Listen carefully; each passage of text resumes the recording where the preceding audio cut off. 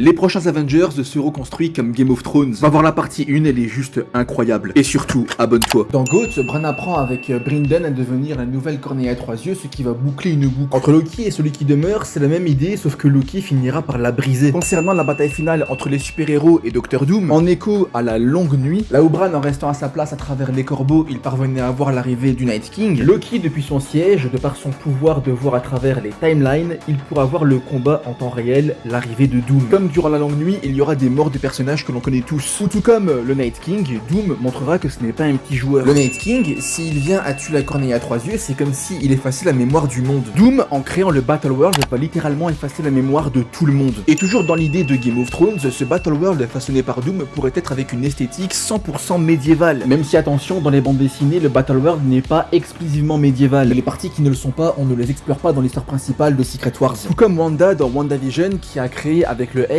un monde avec une esthétique 100% propre à elle, en lien avec les années 60, 70, 80 et j'en passe. D'ailleurs, ce qui est drôle, c'est que dans le comic book Secret Wars, on a un mur géant qui empêche à des zombies, entre autres, de traverser et d'accéder au royaume. Ça parle même de la loi des dieux en faisant une ordonnée par combat contre Mr. Sinister, avant que finalement Doom ne l'envoie au bouclier, soit le mur, car il l'a fauté là où il sera accueilli par la Torcorps, qui correspond à la garde de nuit. Ce qui n'est pas sans te rappeler le mur et les marcheurs blancs. Sur le Battle World, les différents territoires correspondant aux différents univers Marvel sont dirigés par des barons, des personnages qu'on connaît tous. C'est l'équivalent des différentes maisons avec leurs rois respectifs à Westeros, où les rois de chaque maison doivent prêter allégeance au roi de Westeros. Un monde où, tout comme dans GOAT et dans le comic book Secret Wars, il y aurait des morts marquantes. Et surtout, des trahisons. D'ailleurs, ça paraît évident, mais Game of Thrones, ça parle de la conquête du trône. C'est pas comme si Doom allait voler le trône de Loki. Ou en plein contexte apocalyptique, on pourrait parler du Ragnarok. Loki vient de la mythologie nordique et c'est confirmé dans GOAT, la longue nuit a été inspirée par le Ragnarok. Le Ragnarok qui, dans la mythologie nordique, ne marque pas vraiment la fin du monde, mais le début d'un nouveau. Doom est celui qui a unifié le multivers pour créer le Battle World, devenant ainsi l'empereur. Dans Game of Thrones, Aegon le Conquérant a unifié les 7 royaumes qu'il y avait à Westeros, devenant ainsi leur roi. Doom reflète le roi tyrannique comme on a typiquement dans GOAT. D'ailleurs, Strange, en tant que shérif de Doom, peut très clairement faire office de main. Et la Torcorps, sa garde royale, ses manteaux d'or.